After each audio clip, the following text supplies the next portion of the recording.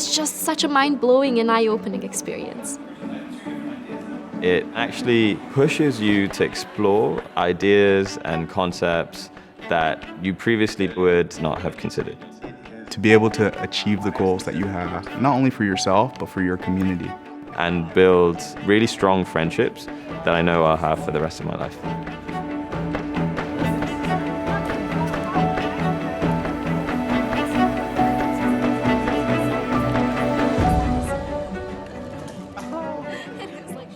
But I really can't do my research any longer without thinking about policy implications and larger system analysis. I love biofuels.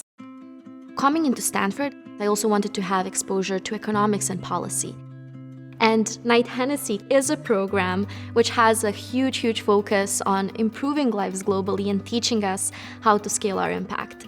Yeah, I mean, really surprising too. People were saying like stuff I never would have expected, so. I'm now here at Stanford studying medicine. Knight-Hennessy was really attractive to me because it pushed me outside the medical school in ways that would also enrich my advocacy for health equity and community-oriented solutions to policy failures we face all around the country. I think it's actually a unique set of experiences that we have that really shapes not only how our values evolve over time, but our goals. I really loved the energy in Silicon Valley and the power of Stanford to inspire people to tackle some of the most challenging issues that society faces. What's really exciting is just exploring completely different industries that I had very little experience to. Through using advances in AI, it's broadened my perspectives on building new technologies and actually bringing them to as many people as possible.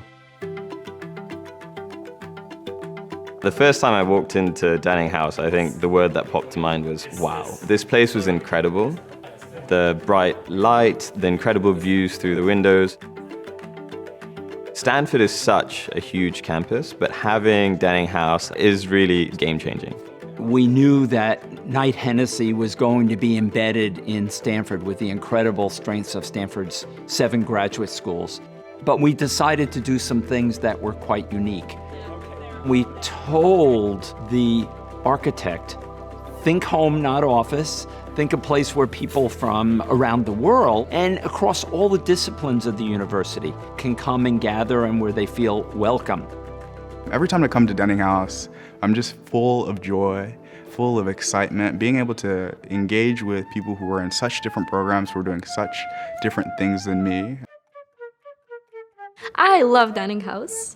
And just being with the beautiful art pieces on the walls is very inspiring. Yes, I've seen that actually. Yeah, they're very kid-friendly. When you ask the scholars what's the most valuable aspect of Knight-Hennessy Scholars, they always say the people. Knight-Hennessy Scholars is very diverse by design. And it gives us an opportunity to experiment with helping people from across different backgrounds, different perspectives, work together to address the most pressing problems facing the world. Some of the initiatives that I have been encouraged to pursue by my Knight-Hennessy friends, I would have never pursued had I only allowed myself to think within the silo of my own department. Being an engineer and a science and being a woman in engineering and science, I think it's very, very important to be an effective science communicator, especially for policymaking. All first-year scholars participate in storytelling. So of course, being an energetic young lawyer in a research class, I had to ask, well, is this proposal even possible? They learn how to present physically, how to start a story, how to end a story, how to modulate their voice during a story. The takeaway that I want you to have is that these oral traditions mean something. We should pay attention to them, and they're critical to the existence of our communities. This is one of the most important things that we teach in our program, is not just how to come up with a great idea, but how to communicate it and inspire others to want to get involved with helping you.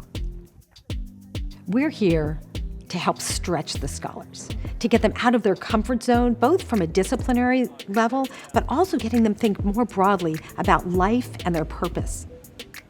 One of the highlights for me has been the opportunity to go on scholar retreats during the program. Often it leads to some of the most interesting perspectives and conversations that I've had since coming to Stanford. But also share really great moments together. Welcome everyone to our Keystone Project Showcase. One of the most exciting projects we have here at Knight-Hennessy Scholars is the Keystone Project. They might be interested in addressing local homelessness or global poverty or the environment. In this exhibit were photos that were taken by the families and patients themselves.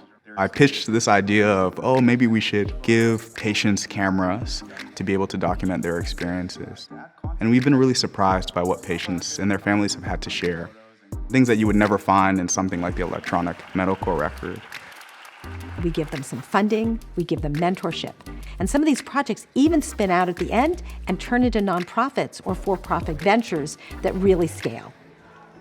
The most pressing issue facing behavioral health care is that we simply don't have enough providers. Operationalizing abolitionist teaching in classroom practice. As we go earlier in our lives, the impact of different interventions have the highest return. I think the really special thing about Knight-Hennessy is how much opportunity there is for you to develop who you are as a leader. The type of leadership model I hope to develop is one that I think really relies on collaborating with community members who have expertise based on their lived experiences. When I was coming into Stanford and into Knight-Hennessy, I thought of leadership as a very one-directional concept. Now, I realize that leadership is much more of an interaction. It's multiple directions. It's so much of a collaboration. One of the things that I really value in leadership is the ability to serve the community you seek to lead.